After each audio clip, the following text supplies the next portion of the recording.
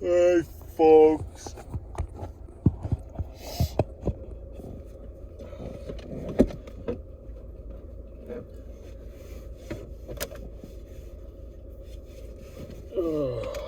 I'm so damn tired. I think I ate something with gluten in it. Just a little bit.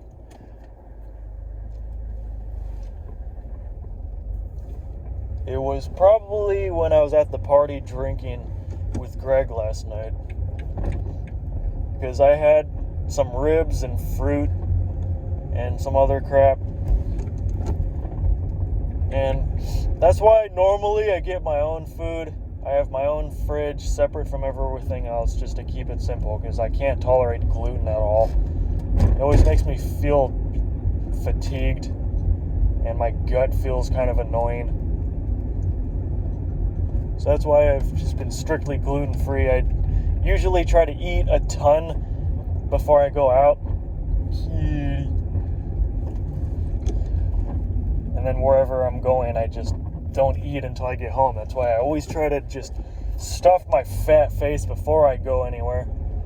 But I was hungry and drunk and I didn't give a shit. So I was like, ooh, ribs and chicken.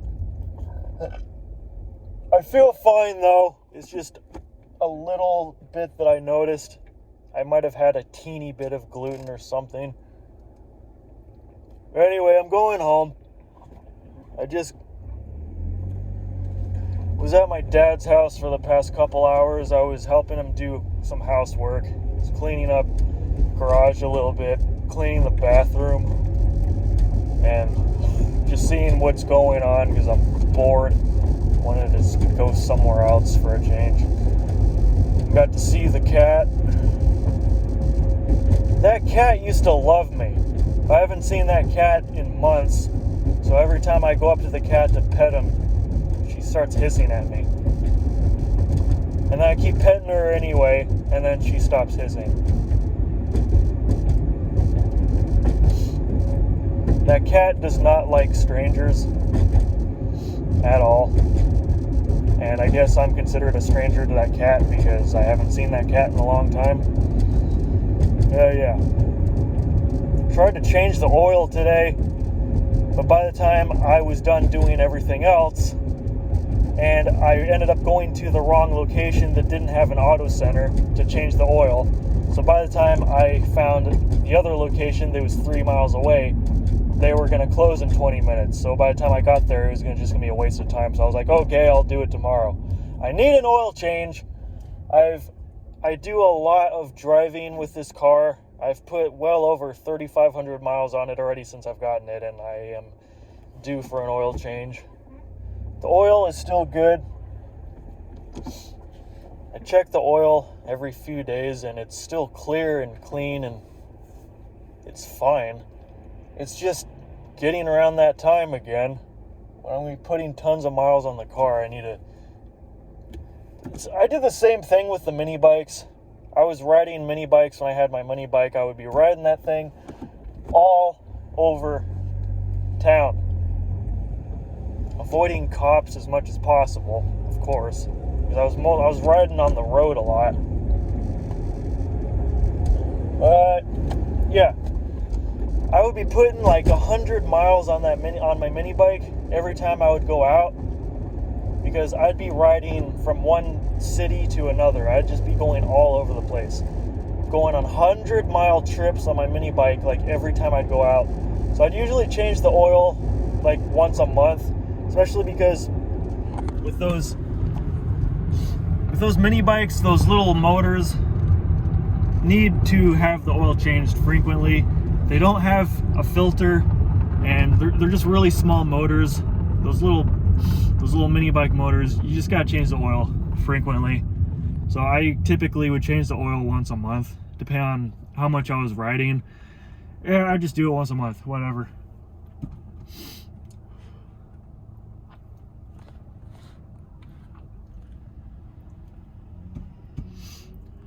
I do miss my mini bike though. I haven't really had any extra money to go splurging on a mini bike, because normally I only get a mini bike when they're on sale. But because of the whole pandemic kind of stuff, they have not been on sale. Ever since the pandemic started, I haven't seen any of the mini bikes on sale. So, and I've been waiting for them to go on sale, and I'm not sure if they're gonna go on sale. It's been a couple of years now since I've seen them go on sale, because usually I'll get the Coleman CC100X. It's my personal favorite mini bike, and the sale price, when it goes on sale, it's usually $280. That's a really good price for a mini bike, especially my favorite one. And typically, like, I would always get one of those and I'll just keep it stock. I won't modify anything on it. I'll just ride it around and abuse the crap out of it. I'll strain the motor as much as I can, stretch out the chain and all that. And then typically I'll put a smaller sprocket on the rear, get a new chain, and get a new, bigger motor. I'll swap out the old motor and put the new one in. Usually when I get a mini bike, the first thing I'll do is get rid of that throttle limiter screw. Fuck off. I'll get rid of the throttle limiter screw, and then I'll bypass the governor. I mean, you can remove the governor, but that's a pain in the ass because you have to open up the motor. So I just prefer to bypass it rather than actually remove the whole thing, even though it's just a small plastic gear that basically limits how much you can push it. Otherwise, without the governor, you can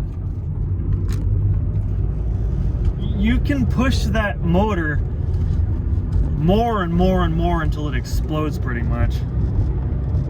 Like, you just remove the limiter on the motor. So if the governor normally limits the RPMs at like around 2,600 or something like that. If you take the governor out completely, you could push the RPMs up to like 8,000. So basically, in other words, the only way that you could refrain from the motor exploding is if you put a lot of performance parts in the motor. You pretty much have to rebuild the motor. Like, for the people who want to remove the governor out of their mini bike, the only way I would say to do that is if you either have control, like you can control yourself from ripping the throttle back all the way and just screwing up the motor. You have to have some sort of self-control, or you have to be willing to spend a lot of money on a lot of performance parts and pretty much rebuild the whole motor and turn it into a race motor. And that, in my opinion, that kind of defeats the whole purpose of getting a mini bike in the first place, because some of these people just go hardcore on their mini bikes, like, and they spend hundreds of dollars on parts, and it's like, what is the point? The biggest reason I'm into these mini bikes is because it's cheap. It's cheap fun. You can get a mini bike on sale for like $300 or less, and that's it. So like, any modifications that I would want to do is just stuff that I can do right on the spot. Like, I can bypass the governor or remove the throttle limiter screw, just little things like that. Like, at most, the most I would do is put in a new beefier motor. And the only reason I would do that is because the Predator motors, you can get a Predator 212 motor, which is the most popular motor that people use in mini bikes. And it's only $99. $99 for a 212cc motor. You can just unbolt it, just 4 bolts holding it on. You just unbolt it, and then you slide the new motor in, and then you bolt it back into place. And the thing that I like about a lot of the Coleman mini bikes, like the CC100X, for example, the mounting bolts line right up with the motor. With a lot of other mini bikes like Monster Moto, I don't really like those. Those bikes are horrible. But also, if you want to get a Predator motor in there, the mounting holes do not really line up at all. So you typically have to drill new holes in the frame. That weakens the frame more. It's not a big deal, but it's just more work. It's a lot more hassle. Not to mention, I don't have a drill, so that's another thing. So when I had my Monster Moto mini bike, I only got it because the bike was stealthy black, so I liked the frame. That was it. The only good thing about the Monster Moto mini bikes is the frame. Other than that, just about every part that they use on Monster Moto mini bikes is total garbage. It's horrible. The motor is shit. The clutch is shit. The brake is garbage. Like pretty much everything on Monster Moto mini bikes is just really, really horrible quality. So the only way I would recommend to get a Monster Moto, even though Coleman bought them out, so now they're called Coleman, of course, or Realtree, I still would not recommend it. It's the same damn bike. It's just Coleman bought them out and slapped their sticker over it. Otherwise, I'm pretty sure they still all use the same crappy parts.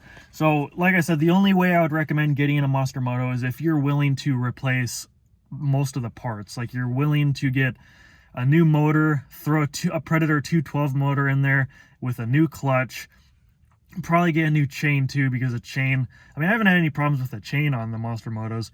But yeah, it was mostly the motor, the clutch, and the brake. I mean, those were probably the worst parts of the entire thing. That's a pretty big thing, because that's all what drives and those are the main parts that operate the whole bike. So when I say that, wow, the motor and the clutch and the brakes are the most awful parts on the bike, they're horrible, it's garbage. It's like, yeah, because I've had 3 Monster Moto bikes, I think. I had a couple 80 cc's. Well, it's marketed as 79, but whatever. And I had halogen. I had 3 Monster Moto mini bikes. I had a couple 80 cc ones, and I had one that was 105 cc. And they were all stock, except for one. I only agreed to get another Monster Moto mini bike again if I was willing to modify the crap out of it and just get rid of every stock part on it and just get all aftermarket parts. But because every one of those bikes I had, it was awful. Like, the clutch kept pre-engaging. Like, it just kept engaging and like screeching when I'm just sitting there, and then it would like jump and stall the bike. The motor was just not very powerful at all, like compared to the Coleman bike. I don't know, because the Coleman versions of the bikes, they're the same engine size. It's 100 cc and 105 cc Monster Moto. I mean, it's the same damn size as the Coleman, and the Coleman mini bike had twice as much kick, and the motor was a lot more reliable. But like, every time I be riding them around, the brake has hardly any stopping power. I was always constantly having to tighten and adjust the brake because it would just keep loosening all the time, and then I would have practically no brakes. So I was always finding myself having to use my feet to stop. I ruined so many shoes because every time I would have to tighten the brake cable, and then after riding around like 3 times, the brake would get really loose and it would hardly work. So there were times where if I had to stop quickly, I would pretty much have to like stomp my feet on the floor and ruin my shoes to stop. And half the time I would just be sitting there, like I said, I would just be sitting there idling, and then the bike would just start screeching. Like, the clutch would start making the screeching noise, and the motor would like start acting like it's struggling, and then it would be like moving forward on its own slightly, and then it would just stall. And then there was other times where I'd be riding around, everything's fine, and then the bike just stalls for no reason, and then I'm just sitting there for like 20 minutes trying to start the damn thing again, and then finally it starts, and then I'm just like, okay, I'm going home at this point. And then I try to go home and it stalls again, despite the fact no, it wasn't no gas, because it was full. I don't even know what was wrong with that. I never bothered to look into it, but I had all these same problems with all of those bikes, except for the 105cc version. And I think the only reason I didn't have any major problems with that bike is because I didn't even keep it long enough to really notice. I mean, one of my old friends ended up getting that bike because she wanted to ride around too, so she just picked up one of those from Walmart, and I put it together in the parking lot, of course, and then we just started riding that around. And then her mom found out that she had that stupid bike, and her mom apparently didn't want her to have it for some reason, so they took it back to Walmart, and apparently the person at Walmart got in trouble because you're not supposed to take those kind of things back to the store. You're supposed to just contact the manufacturer. Basically, in other words, there's no refunds.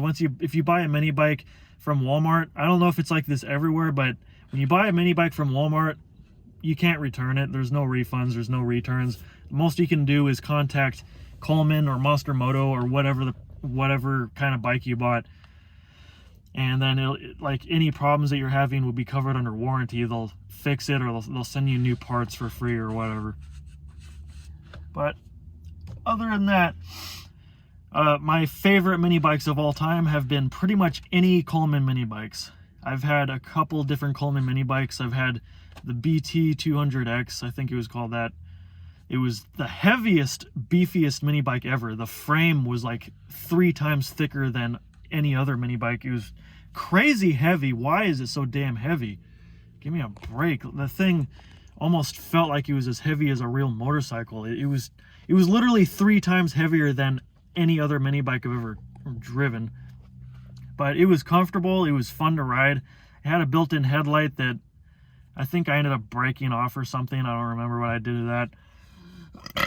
It wasn't that great of, it was just one of those crappy fluorescent bulbs or whatever. Like if it was an LED, that'd be better, but it was one of those like fluorescent kind of bulbs, and it was running power directly off of the motor.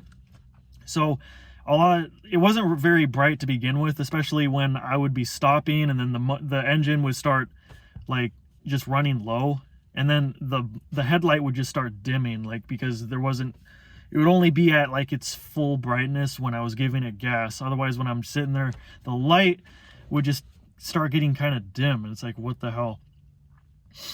And with that bike, it had a defective motor apparently, because like the motor just started screwing up and acting like it was exploding or something, and then it just started running really poorly, and there wasn't very much power to it. So I took it over to the shop and they fixed it for free because it was covered in the warranty. Obviously, I told them it was a defective engine or something, and I think I found out that it wasn't the motor, because I eventually put a Predator 212 in there, and it was having the same problem. When I would give it full throttle, it was acting like it was straining itself for some reason. I think it was either because the bike was geared differently. There was just some different setup going on, that where if I gave it the full throttle, the motor just would start vibrating like crazy, and it would just act like it's straining itself. I think it might have been the gear setup, or maybe the fact that the mini bike is just really heavy.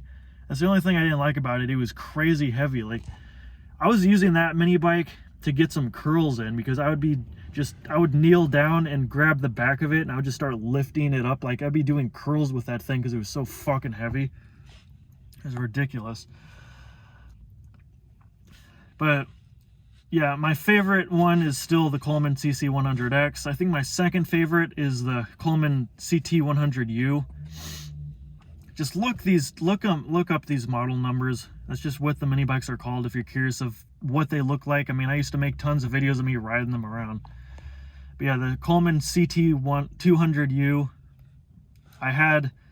Greg had one of those. It was a red color, and then the one I had was a camo, like it was a tan color. The frame was a tan color, and the fenders were like some camo kind of color. I mean, it was all right. But yeah, I've ridden all those, and I love the Coleman 200cc ones, the CT200U. Those are awesome. They have the giant fat tires, and you could drive over curbs with those things, and you would feel like you're just driving over a pebble, because like the tires on those things are huge. The only thing I didn't like was just the way they were geared, because those had a jack shaft on it, and it was just geared differently to where it was really slow. It had a lot of torque because the jack shaft obviously gives it that crazy amount of torque. But even after I took the throttle screw out and I was giving it full throttle, I was still only topping out at like 25 miles an hour, Whereas with the smaller mini bike, since it's geared differently, it's a straight chain. So even with that big 72 tooth sprocket on the rear, I was still pushing up to 32 miles an hour on that thing, just completely stock. I took the throttle limiter screw out. That was the only modification I did. Otherwise, completely stock.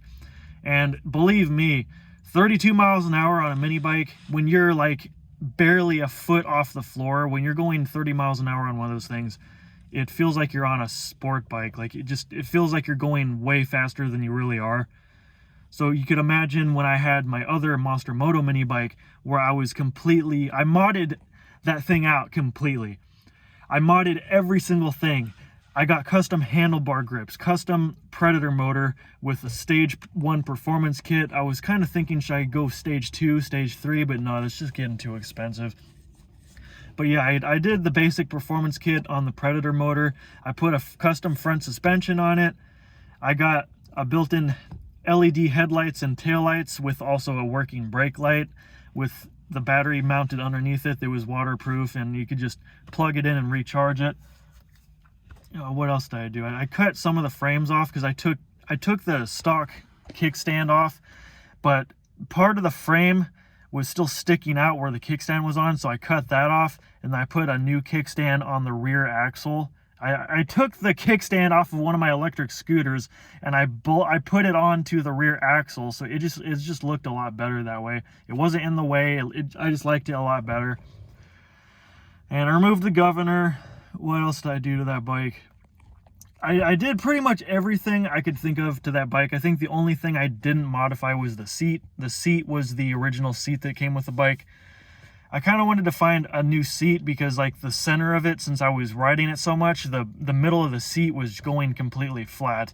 Because that's why a lot of times when I would be riding for a long time, I would usually try to push, I would sit like further up on the front of the seat or further back on the seat because there was still cushion there, because in the very center I sit there the most, and that's why all the cushion, it just went completely flat. But that bike, after I put the 60 tooth sprocket on the rear and I had a 12 tooth sprocket on the clutch, took the governor out, I pushed it up to like 48 miles an hour, but it was screaming at that point and I don't feel like blowing up the motor. But I was typically cruising at around 42 miles an hour, which was pretty awesome. Despite the smaller sprocket in the rear, it really did give me more top speed. And I feel like it had that sprocket setup, it gave it the perfect balance of, it still had a good amount of torque, but the top speed was perfect. I had the perfect amount of torque and top speed. I could hit around 40 to 45 miles an hour on it. It was loud as shit because I had a straight pipe exhaust that was going under the seat and directly out the back, so I wouldn't have to worry about like burning my leg on it all the time, because it went directly underneath the seat and it just went straight outward under the seat. So it sounded like a fat bobber chopper. Like it was really loud, but it wasn't loud in a bad way. It was loud in a good way. It sounded sexy. It's definitely loud enough to piss off the neighborhood, but I always rode during the day. And back where I used to live, there was always jets flying directly overhead anyway. So nobody really cared. Like I was riding that around the neighborhood all the time, and it's like nobody ever cared. No one ever complained or anything. Yeah, other than that, like just imagine that I had that Monster Moto mini bike really low to the floor. I also had custom tires, even though they were tractor tires that I got from Walmart. They were literal tractor tires from Walmart, but they were really good. They were really knobby, really grippy, and they were a little bit taller than the stock tires. I liked them better. It's just funny that they're tires that you have on one of those little mower tractor things or whatever. It was just kind of funny, but they were cheap. They're only like $24 a tire. So those were way better, but since the dimensions of those tractor tires were identical to the rim on my mini bike, it fit perfectly. But still, going 45 miles an hour on that mini bike, it felt like I was going 80. Like if you're riding a regular motorcycle or driving a car, like it would feel like you're going 80. Like it feels like when you're going that fast, you're going 40 miles an hour on a mini bike. It feels like you're going twice that speed. So like sometimes I have to look around me and see traffic around me and know, okay, yeah, I'm going the same speed as traffic, because it feels like I'm going way faster than this. But anyway, this has been the busy video of the century. I just feel like saying that this is not the busiest video of the century. This is just me blabbering on about being busy. Hence the title of this video, being busy. Most of these videos, I'm not really even busy. I'm usually just, I'm getting done being busy and I'm just talking about what I was busy with. But I'm getting really close to 1,000 busy videos, and then we can put this series to rest and I can do something else. I just want to go back to being stupid. I miss making videos that are just flat out stupid, where I'm just making dumbass noises and like just acting like I'm on crack. Like, I miss doing a combination of that, where I'm just acting like a hyperactive idiot all the time, and it's just a mix of that and vlogging and just talking about whatever. I want to get back to doing that. And with these videos, I feel like, why would I put a title that's called Being Busy and it's just going to be a 10-second clip of me spazzing out at the camera? It just doesn't make any sense. So for the last few videos I'm making is just going to be me talking about dumb shit. I'm going to make probably at least 1 or 2 videos every day of just talking about what I did. What was I busy with? Was I even busy with anything, or was I not busy at all? I don't know. I always have something to talk about, and even if I could get my point across in 30 seconds, I'm like Nikocado Avocado. I could easily stretch this point that I could have gotten across in 30 seconds. I could stretch that 30-second vlog into like a whole hour easily, because I just blabber on about dumb shit. And I do watch a lot of Nikocado Avocado because he reminds me of me, and his name is Nick, like me. He's like a gay version of me, because he is gay. He's married to Orlin. So other than that, he reminds me of myself. He's very hyper and stupid. And he used to be really skinny until he got into the whole like mukbangs thing, and then I don't know, he's really overweight now. He's really unhealthy, but I still can't stop watching him for some reason. I don't know why. I watch so many videos everywhere, and I'm always questioning myself, like, why am I watching this? Am I really this bored? Like, how long am I going to be able to use boredom as an excuse to why I'm watching these kind of videos? Maybe I just have serious mental problems. I don't know. I don't know why I like watching Nikocado Avocado. I don't know why I watch him. I don't know why I like watching him, but I stopped questioning why I watch the videos that I watch. I stopped questioning why I do all of the things that I've done throughout my life. I just go with the flow.